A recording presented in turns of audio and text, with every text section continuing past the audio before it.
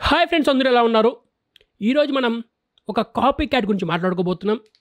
వాడి కంటెంట్ని వాడేదో దేశాన్ని ఉద్ధరించేస్తున్నా అని ఫీల్ అయిపోయి పక్కోళ్ళ కంటెంట్ని తక్కువ చేసి మరియు రోస్టింగ్ని క్రింజ్ అని మాట్లాడతాడనమాట. వాడు ఎలా కాపీ చేస్తాడంటే థంబ్నెయిల్ టు థంబ్నెయిల్ కాపీ చేసేస్తాడు.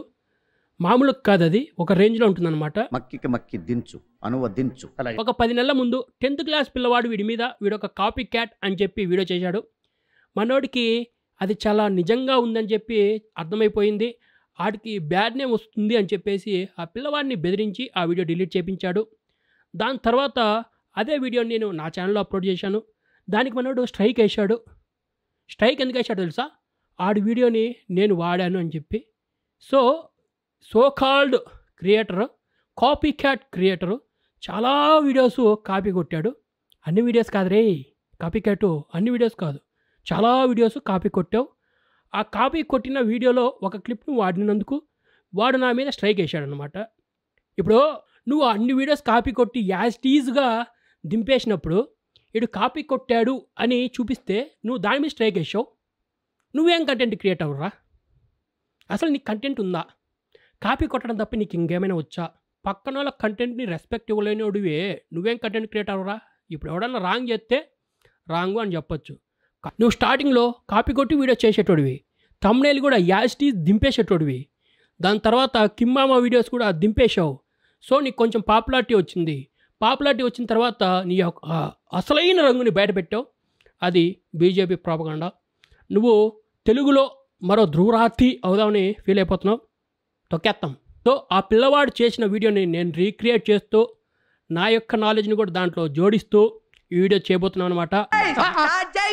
So let's start our today's video.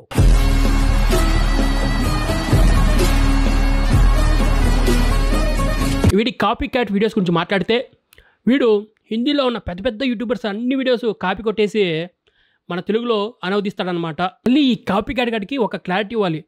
నేను అన్ని వీడియోస్ కాపీ కొట్టలేదు ఫ్రెండ్స్ అని కామెంట్ పెట్టడమో లేకపోతే వీడియో చేయడమో చేస్తాడు. వీడియో యొక్క బుద్ధి అటువంటిది అనమాట. ఒప్పుకోడు నేను కాపీ కొట్టాను, ఒక వీడియో కొట్టినా కాపీనే అవుతుంది రే కాపీ క్యాట్. ఇప్పుడైతే కంటెంట్ క్రియేటర్ పెట్టుకొని వీడియో చేస్తున్నాడు, కానీ ఒకప్పుడు మొత్తం కాపీ పేస్ట్ కాపీ పేస్ట్ కాపీకి పేస్ట్ ఓ రేంజ్లో ఉంటాయి అన్నమాట వీడియోస్. వీడి వీడియోని దాంట్లో ఎక్స్ట్రా హిందీ అని యాడ్ చేస్తే సేమ్ వీడియోలు దిగిపోతాయి. మీకు ఏ ఛానల్లో కాపీ కొట్టాడో ఎలా కాపీ కొట్టాడో కూడా మీకు తెలిసిపోద్ది.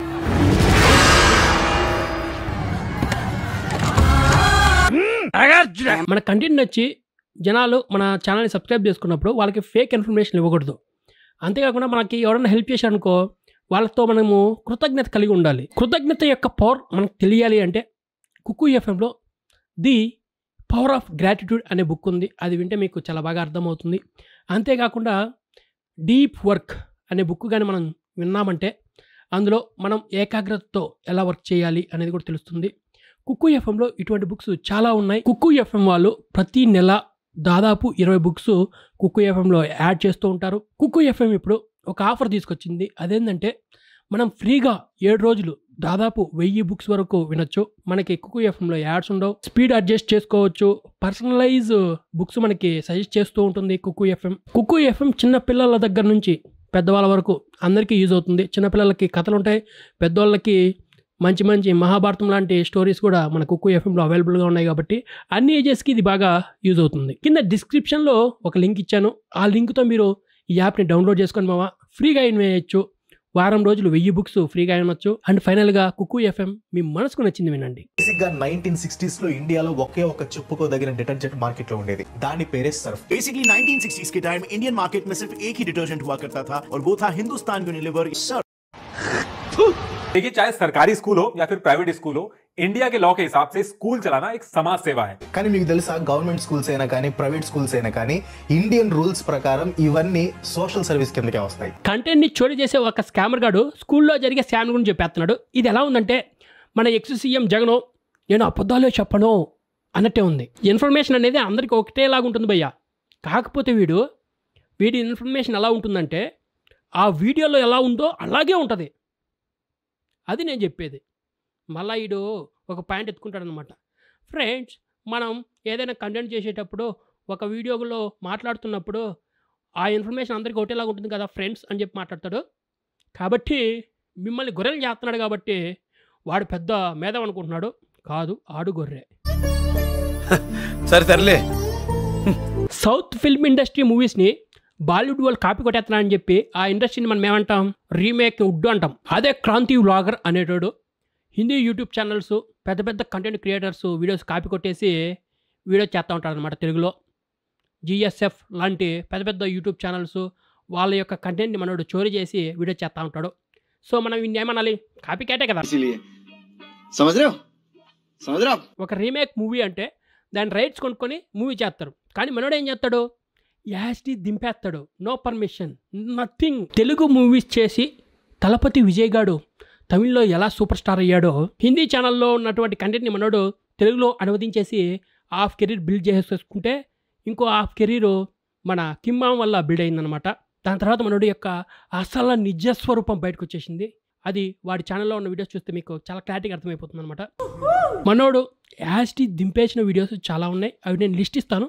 కాకపోతే మనోడు ఏ రేంజ్లో కాపీ కొడతాడంటే, ఆ బిగ్ యూట్యూబ్ ఛానల్స్ యొక్క సబ్స్క్రైబర్స్ క్వశ్చన్స్ అడిగితే ఆ క్వశ్చన్స్కి మనోడు ఛానల్లో ఆన్సర్లు ఇస్తాడనమాట. ఆ రేంజ్ కాపీ ఉంటుంది మనోడి దగ్గర. Is he around or is he not around? Won't NASA send humans to Venus? Question number 1, why humans can't go to Venus? కానీ సేమ్ భూమిలోనే ఉంటుంది, బట్ స్టిల్ వీనస్ ని ఎందుకు కన్సిడర్ చేయట్లేదు? వీనస్ అలా కనిపిస్తున్న నిజానికి అదొక నరకంలా ఉంటుంది అక్కడ.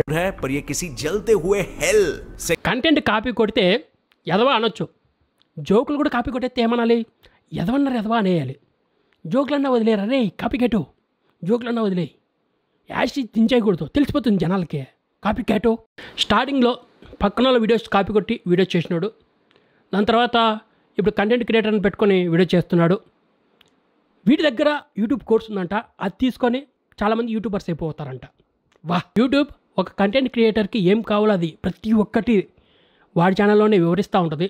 దాన్ని ఫాలో అయిపోతే చాలు. నీ దగ్గర టాలెంట్ ఉంటే నువ్వు కంటెంట్ క్రియేటర్ అయిపోతావు. నాకులాగా నెలకు 2 నెలలకు వీడియో కాకుండా కంటిన్యూగా వీడియోస్ పెడితే నీ దగ్గర టాలెంట్ ఉంటే ఆటోమేటిక్గా నువ్వు పెద్ద కంటెంట్ క్రియేటర్ అయిపోతావు. మనోడు లాస్ట్ చేసిన ఒక వీడియోలో గేమింగ్కి, బెట్టింగ్ యాప్స్కి లింక్ పెట్టేశాడనమాట. ఇది ఎలా ఉందంటే, ఒక దొంగతనం చేసేవాడిని ఇంకోడు అరే దొంగ రాకడా అని అరిస్తే ఈ దొంగగాడే దొంగ దొంగ దొంగ అని అరిచినోడి మీద బ్లేమ్ చేసినట్టే ఉందన్నమాట. దొంగ అని అరిచినోడే దొంగ అయిపోతాడు. ఇట్లాంటి హాఫ్ నాలెడ్జ్ మేధావిగాళ్ళు, కంటెంట్ క్రియేటర్ అని చెప్పుకునే స్కామర్ గాళ్ళని మీలాంటి గొర్రెలు ఎంకరేజ్ చేస్తే ఒక గేమింగ్ చేసుకునే వాళ్ళని కూడా స్కామర్ అని చెప్పి వీడియో చేస్తారనమాట. వీడి యొక్క హాఫ్ నాలెడ్జ్ మేధావితనానికి చాలామంది గొర్రెలు బలైపోతూ ఉంటారనమాట. ఒక క్రియేటరు వీడి యొక్క వీడియోని ఆధారం చేసుకొని హెచ్సిబి అనేటోడు biggest scam in gaming industry అని చెప్పి ఒక వీడియో చేశాడు. వాడికి స్కామ్కి డొనేషన్కి డిఫరెన్స్ కూడా తెలియదు అనమాట. ఇప్పుడు ఏదైనా సరే ఇన్కమ్ ట్యాక్స్ డిపార్ట్మెంటే మీ యొక్క ఇన్కమ్ ట్యాక్స్ ఫైల్స్ని జాగ్రత్తగా ఉంచుకోండి, ఎవరికి చూపించద్దు అని చెప్తా ఉంటే వీడికి మాత్రం యూట్యూబ్లో చూపించేయాలంట. ఏంది ట్యాక్స్ కట్టింది మొత్తం వీడికి చూపించాలంట. ఎంత హాఫ్ నాలెడ్జ్ని తయారు చేస్తున్నావు నువ్వు? గేమింగ్ ఇండియాలో లీగల్, వాళ్ళు ఏమైనా అమ్ముకుంటారు, వాళ్ళు ట్యాక్స్లు కడుతున్నారు. గ్యాంబ్లింగ్ అనేది ఇండియాలో లీగల్ కాదు. సెంట్రల్ గవర్నమెంటే ఆదేశాలు ఇచ్చింది ఎవడు ప్రమోట్ చేయొద్దు అని. నువ్వు కానీ సిగ్గు లేకుండా, అంటే మీ కాంగ్రెస్ లేదని చెప్పి మోడీ ప్రభుత్వం చెప్పిందని చెప్పి నువ్వు వినకుండా చేయడం తప్పు కాదు అని స్టేట్మెంట్ ఇచ్చావు. అది కాదురా హాఫ్ నాలెడ్జ్ మీద. అవి ఇప్పుడు వాళ్ళు చూపించిన వీడియోలో మైల్ 11 సర్కిల్ ఉంది అని చెప్పి వాళ్ళు కొలాబరేట్ చేసిన వీడియోలో వాడెవడో ఆ యొక్క వీడియోని ప్రమోట్ చేశాడు, ఆ యాప్ని ప్రమోట్ చేశాడు, బెట్టింగ్ ప్రమోట్ చేశాడు అని చెప్పి అది తప్పు కాదా అని నువ్వు మాట్లాడుతున్నావు. నీ యొక్క మైండ్ అది మైండ్ కాదు, ఆ మెదడు మనిషి మెదడు కాదు, గొర్రె మెదడు దేవుడు పెట్టేశాడు అని నాకు అనిపిస్తుంది అనమాట. మనోడు కాపీ కొట్టిన అద్భుతమైన వీడియోస్ కొన్ని లిస్టు మనం ఇప్పుడు ఇచ్చేద్దాం. ఆ లిస్ట్ మీరు చూసి తరించండి. ఇప్పుడు మనోడు కాపీ కొట్టిన వీడియోస్లో విత్ థంబ్నెయిల్ మనం చూపించబోతున్నాం. కొన్ని లిస్టు మాత్రమే ఇవ్వబోతున్నాం, మొత్తం ఇవ్వలేం మనం. సో అందులో ఏదైనా సరే నేను ఈ వీడియో కాపీ కొట్టలేదని వాడు నిరూపించగలిగితే ఈ వీడియో డిలీట్ చేస్తా, లేకపోతే ఈ వీడియో ఇలాగే ఉండాలి. నిజంగా నీకు దమ్ము ఉంటే నిరూపించుకో. మేము చూపించిన వీడియోస్లో ఇది నేను కాపీ కొట్టలేదు అని నిరూపించుకో. చూద్దాం. చూద్దాం ఇది మందే, ఇది మందే, మందే మందే, ఇది మందే. చూద్దాం ఇది మందే, ఇది మందే, మందే మందే, ఇది మందే. ఈ కాపీ క్యాట్ ఎంత దారుణమైనడంటే, చిన్న యూట్యూబర్ భయ్య 833 సబ్స్క్రైబర్స్ ఉన్నారు ప్రజెంట్. లీన్ ప్రాజెక్ట్ అని అతను ఆహా గ్రౌత్ ఎలా పెరిగింది, నెట్ఫ్లిక్స్ని ఎలా వెనక్కి నెట్టేసింది అనే రేంజ్లో ఒక వీడియో చేశాడు భయ్య. దాన్ని కూడా మనోడు కాపీ కొట్టేశాడు భయ్య. ఏమనాలి విన్ని? ఇప్పుడు చిన్న యూట్యూబరు అతని ఇన్స్టాగ్రామ్ స్టోరీలో ఇది పెట్టాడనమాట. ఆ లీన్ ప్రాజెక్ట్ అనే యూట్యూబరు ఒక చిన్న తప్పు చేశాడు. ఆ తప్పు కూడా మనోడు యాజ్ టీజ్ పెట్టేశాడు అనమాట. సో మనోడు ఏ రేంజ్లో కాపీ కొడతాడో ఇది ఒక నిదర్శనం. అప్పుడే కాదు భయ్య, ప్రజెంట్ కూడా ఒక కంటెంట్ రైటర్ని పక్కన పెట్టుకొని కూడా మనోడు కాపీ కొట్టేసుకుంటున్నాడు. ఏమనాలి చెప్పండి? వీడు బెట్టింగ్ యాప్స్ ప్రమోట్ చేయకపోని ప్రమోట్ చేయడం తప్పు కాదు అనడం రాంగ్ కాబట్టి వీడి మీద వీడియో చేశాం. నాకు వీడితో ఎటువంటి ప్రాబ్లం లేదు. నేను వీడియోస్ చూసేటోడిని. కొన్ని మతపరమైన వీడియోస్ అయితే స్కిప్ చేసేసేవాడిని. ఎందుకంటే వీడు ఒక గొర్రె కాబట్టి అది హిందువులకి అగెనెస్ట్గానే ఉంటుంది. అది ఏ వీడియో అయినా చూసుకో అట్లే ఉంటుంది. కానీ వీడు కేరళ స్టోరీ ప్రోపగాండా అని వీడియో చేశాడు భయ్య. చాలా కాన్ఫిడెంట్గా వీడియో చేశాడు. దాని గురించి మనం మాట్లాడాం. దానికి వీడు మనల్ని వెదలవలేసాడు. సో దాన్ని వాడు కప్పిపుచ్చుకుంటూ అడ్డమైన వాగుడంతా వాగాడు. కాబట్టి మనము వాడు ఎటువంటి వీడియో చేసినా రియాక్ట్ అవుతూనే ఉంటాం. వీడు రోస్టింగ్ క్రింజ్ అన్నయ్యాడు. అంతేకాకుండా బెట్టింగ్ యాప్స్ గురించి మాట్లాడాడు. సో ఇలాగ ప్రతి వీడియో వస్తూనే ఉంటుంది. వీడు ఏదైనా గొర్రె పని చేసినా, హాఫ్ నాలెడ్జ్తో ఏదైనా మాట్లాడినా మనం కౌంటర్ ఇస్తూనే ఉంటాం. వీడిని ఒకటి గమనించండి. జగన్ సీఎం అయిన వెంటనే ఆంధ్రప్రదేశ్లో చాలా గుళ్ళ మీద దాడి జరిగింది. మన ఆంజనేయ స్వామి గుడిని పగలగొట్టారు. మన రాముడి తలకాయ ఇరిచేశారు. మన ఒక రథాన్ని తగలబెట్టేశారు. దానికి ఆ గవర్నమెంట్ ఏం చెప్పిందంటే ఎలకల వల్ల రథం తగలబడిపోయింది అని చాలా కుంటి సాకులు చెప్పారనమాట. ఆ క్రిస్టియన్ గవర్నమెంట్ అంటే జగన్ యొక్క క్రిస్టియన్ గవర్నమెంటు మన హిందూ దేవాలయాలకు రక్షణ ఇవ్వలేదు. దాని గురించి నాని అనేటోడు ఏం మాట్లాడో అందరికీ తెలుసు. సో ఇట్లా ఉంటే మనోడు ఒక్క వీడియో చేయడు. అదే ముస్లింలకి ఏదైనా చిన్న గోరు గుచ్చుకున్నా, లేకపోతే వాడి ఇంటికి ఊడిపోయినా ఎక్కలేని వచ్చేస్తుంది. ఎక్కలేని కోపం వచ్చేసి వీడియో చేస్తాడనమాట. వీడియోస్ చూడండి ఎలా ఉంటాయో, అద్భుతంగా ఉంటాయన్నమాట. వీడి యొక్క ప్రోపగాండా మామూలుగా ఉంటుందో. వీడికి 1 మిలియన్ సబ్స్క్రైబర్స్ ఉన్నారు. కాకపోతే వీడు ఇప్పుడు చేస్తున్న వీడియోస్లో 1 lakh కూడా దాటట్లేదు. ఒక ట్రెండింగ్ టాపిక్ మీద మాత్రమే వీడియోస్ చూస్తున్నారు. లేకపోతే దేకడం లేదు. ఎందుకు దేకడం లేదు? వీడి యొక్క నిజ స్వరూపం తెలిసిపోయింది జనాలకి. డైలీ వీడియోస్ పెడతా ఉంటారు. డైలీ అరే కాపీ క్యాట్, నువ్వు చాలా వీడియోస్ కాపీ కొట్టావు, అది నీకు తెలుసు, మాకు తెలుసు. కానీ నువ్వు అది ఒప్పుకోవు. పక్కన వాళ్ళ కంటెంట్ని తక్కువ చేసి మాట్లాడతావు. కాపీ కొట్టిన నీకే అంతుంటే రియల్ కంటెంట్ చేసే వాళ్ళకి ఎలా ఉండాలరా? చెప్పురా కాపీ క్యాటు. ఒక చిన్న పిల్లోడు వీడియో చేస్తే అది నీకు హాని జరగనప్పుడు, నీది తప్పు కానప్పుడు నువ్వు ఎందుకు వీడియో డిలీట్ చేయించావు? నేను ఆ వీడియో అప్లోడ్ చేస్తే నా మీద ఎందుకు స్ట్రైక్ వేసావు? అది దాదాపు 20 వీడియోస్లో ఒక వీడియోలో యాజ్ ఇట్ ఈజ్ సేమ్ ఉందని చూపిస్తే, ఇది ఏరేవాడి వీడియో, ఇది నీ వీడియో, ఈ రెండు సేమ్ ఉన్నాయని చూపిస్తే నువ్వు ఈ చూపించిన దానికి స్ట్రైక్ వేసావు. వీడు ఉంటాడు కదా, వీడికి నేను ట్విట్టర్లో ట్వీట్ చేస్తే, ఒక క్యాంపెయిన్ రన్ చేస్తే, వీడు ఇన్ని వీడియోస్ నీకు కాపీ కొట్టాడని చెప్తే ఆడిని మీద స్ట్రైక్ లేడా? వేయించలేమా మేము? గట్టిగా ట్రై చేస్తే అవదా? వీడు చెప్పిన వీడియోస్ నేను చెప్తున్నాను కదా, ఇప్పుడు నేను చూపించిన వీడియోలో నేను ఇది కాపీ కొట్టలేదని నువ్వు చూపిస్తే అప్పుడు ఒప్పుకుంటారా? అంతేగాని స్ట్రైక్ లేయడం కాదురా. సో నెక్స్ట్ వీడియో మళ్ళీ కలుద్దాం. So please subscribe channel. Thanks for watching.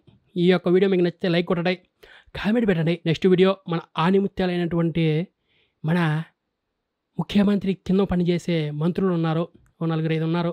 వాళ్ళ మీద రోస్ట్ వీడియో ఉంటుంది. ఎలక్షన్స్ చాలా దగ్గరలో ఉన్నాయి. ఇంక 3 రోజులే ఉంది. చూద్దాం ఏం జరుగుతుందో. ఈ 3 రోజులు 3 వీడియోస్ పెట్టేస్తా.